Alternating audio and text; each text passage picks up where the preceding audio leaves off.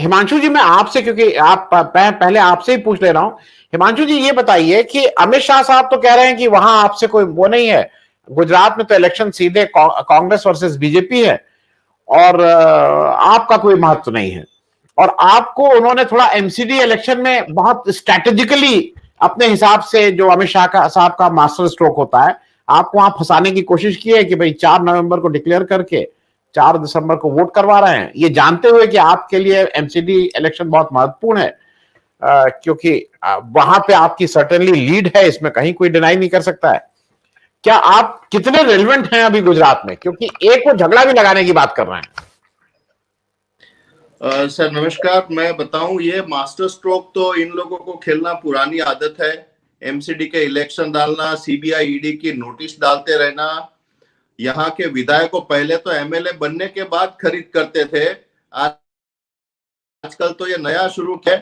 जिसने भी नामांकन दाखिल किया है उन लोगों को ही पहले से दबाव बना के, डरा के, धमका के उन लोगों को अपना फॉर्म वापस खींचने के लिए मजबूर किया जा रहा है। तो अब ये सारे मास्टर स्ट्रोक गुजरात की जनता समझ चुकी है और ये भले जो भी बोल रहे हैं, ये पहली बार ऐसी आंधी आई है, ऐसा स्ट्रॉन्ग ऑल्टरनेटिव गुजरात में पहले कभी आया नहीं था। और बीजेपी और कांग्रेस जो एक है वो सबको पता चल गया है। गुजरात की जनता भी ये जान चुकी है कि आज वो कांग्रेस को वोट देंगे तो कब वो आदमी बीजेपी में चला जाएगा पता नहीं है। 2017 में भी सरकार बनने के बाद 25 एमएलए जो है वो बीजेपी में चले गए हैं। आज भी मैं दावे के साथ कहता हूं, सरकार बनने के बाद जो भी 2, 5, 10 सीटें कांग्रेस की आएगी उसमें से भी काफी लोग बीजेपी में चले जाने वाले हैं। तो गुजरात की जनता सब पता है कि बीजेपी को तो 27 साल वोट दिया। आज इतने बड़े नेता गुजरात में आ रहे हैं, बट पब्लिक के जो मुद्दे हैं, जनता के जो मुद्दे हैं, किसी की हिम्मत नहीं है आके महंगाई पे बात करें, किसी की हिम्मत नहीं है आके करप्शन पे बात करें, किसी की भी हिम्मत नहीं है कि ये जो पेपर लीक हुए हैं उसका जिम्मेदार कौन, उस पे बात करें। तो ये जनता सब देख रही है। तो कितने भी हथकंडे अपना ले, कितने भी मास्टर स्ट्रोक लेके आए, गुजरात इस बार का जो चुनाव है वो जनता लड़ रही है और ईमानदारी और भ्रष्टाचार के बीच में है, एम्प्लॉयमेंट और अनएम्प्लॉयमेंट के बीच में है। तो मैं समझता हूं ये कोई उम्मीदवार भी ज्यादा मैटर नहीं करने वाले। इस बार गुजरात की जनता है वो बदलाव चाहती है, वो निश्चित है। मैं हिमांशु जी और हिरेन जी दोनों के लिए एक प्रश्न है। ये बताइए, हमारे मोदी जी ने कहा कि उनको रोज 2-3 किलो गाली पड़ती है, तो उस 2-3 किलो में आप लोग भी कुछ योगदान, आप लोगों का भी हिमांशु जी है कि केवल कांग्रेसी वो 2-3 किलो पूरा अकेले उसके जिम्मे है, कि आपका भी कुछ योगदान रहता है उस 2-3 किलो में, जो मोदी जी कह रहे हैं कि हमें 2-3 किलो रोज गाली दी जाती। मैं ये बात आपसे इसलिए कह रहा हूं कि शायद जितना मैंने देखा है उसमें तो सबसे ज्यादा बीजेपी के मतलब टोटलिटी में बीजेपी ले लीजिए तो वो कई टन गाली दूसरी पार्टियों को देती है, चाहे वो आम आदमी पार्टी हो, चाहे वो कांग्रेस हो, चाहे वो सब एनी पार्टी, उनकी विपक्षी पार्टी को जितने टनों में गाली देती है बीजेपी टोटलिटी में, ये 2-3। तो उसमें आप लोग जो हिरेन जी का बार बार कहना है कि आप लोग कई जगह सॉफ्ट क्यों हो जाते हैं बीजेपी के मामले में, हिमांशु जी।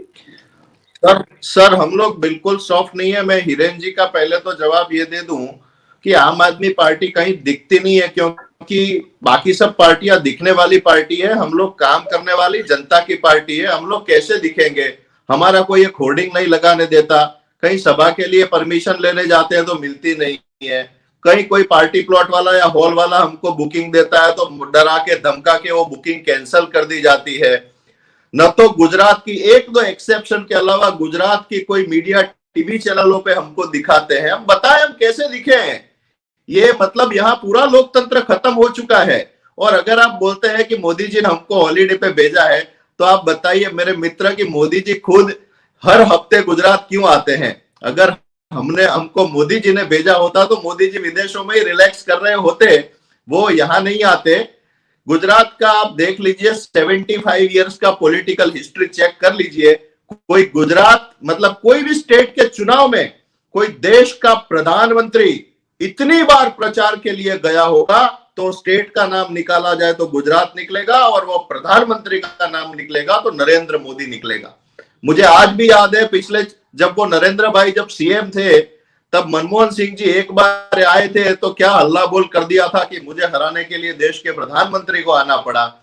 सर, मतलब रिकॉर्ड नंबर ऑफ टाइम से गुजरात की जनता ये देखती है, तो ये मतलब पिक्चर बहुत क्लियर है। हम लोग नहीं दिखेंगे, जनता 8 दिसंबर को दिखाएगी।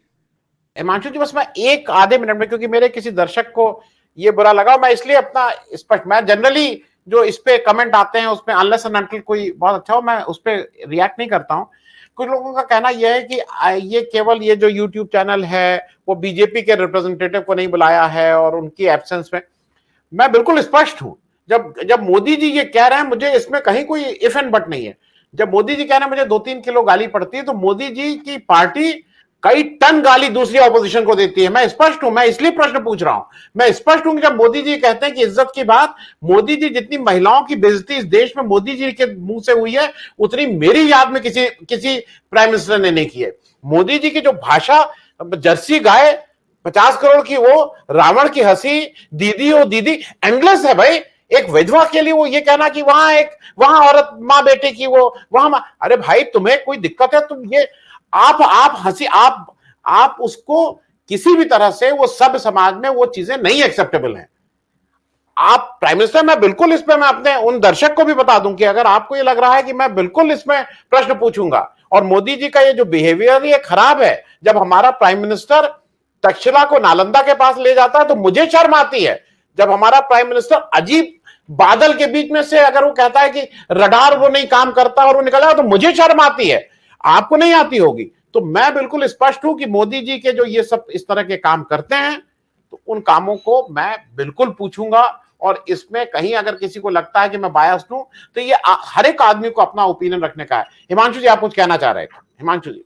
हाँ, एक तो मैं आपको बहुत स्पष्ट रूप से बता दूं, आम आदमी पार्टी कभी भी गलत लोगों का सहारा नहीं देती है।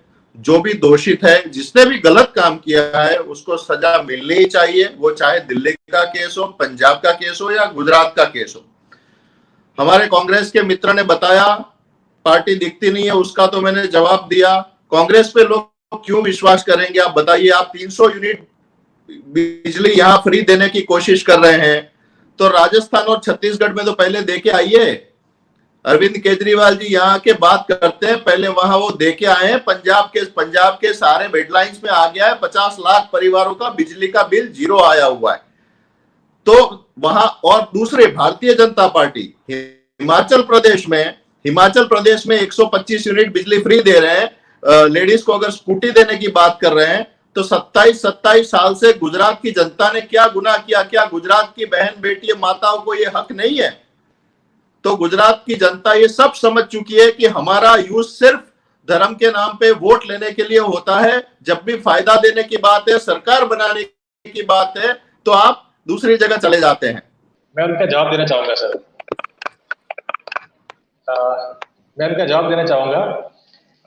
कि उन्होंने बताया कि यहाँ पर दिया, वहां पर क्यों नहीं दिया।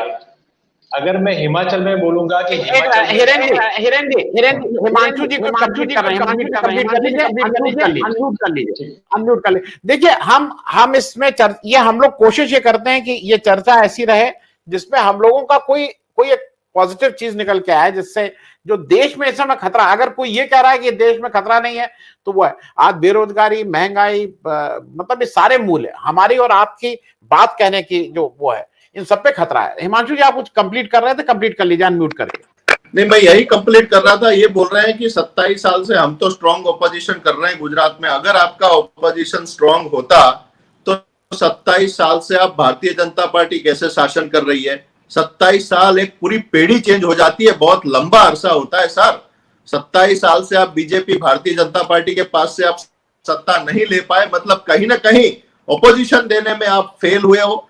न तो आप महंगाई कम करवा पाए हो, न तो टोल टैक्स कम करवा पाए हो, और आप बोलते हो कि आपने इफेक्टिव ऑपोजिशन किया है। मुझे आप बताइए, पिछले 3 महीने के अंदर गुजरात का कोई तबक्का, कोई क्लास ऐसा नहीं है कि जिनको आंदोलन न करना पड़ा हो। रिकॉर्ड नंबर ऑफ 35 अलग अलग लोगों के, अलग अलग क्लास के आंदोलन गुजरात में हुए, और सबको सरकार को सुनना पड़ा due to only and only Arvind Kejriwal. आप पुलिस की बात कर लीजिए, तो पुलिस के ग्रेड पे की बात की, दूसरे दिन गुजरात के होम मिनिस्टर को आके स्टेटमेंट देना पड़ा और बोनस डिक्लेयर करना पड़ा। फार्मर्स की बात देख लीजिए, टीचर्स की बात देख ठीक है। लीजिए, कॉन्ट्रैक्चुअल वर्कर्स की बात देख लीजिए, आशा वर्कर्स ठीक की है। बात देख लीजिए, गाय के लिए इतना करना पड़ा। तो ये जब हो रहा है, ये सब चौकन्ने हो गए बिकॉज ठीक है। ऑफ आम आदमी पार्टी। अगर 27 ठीक है। साल से स्ट्रॉन्ग ओपोजिशन होता तो लाखों लोग आंदोलन अपने हक लेने के लिए गांधीनगर नहीं पहुंचते।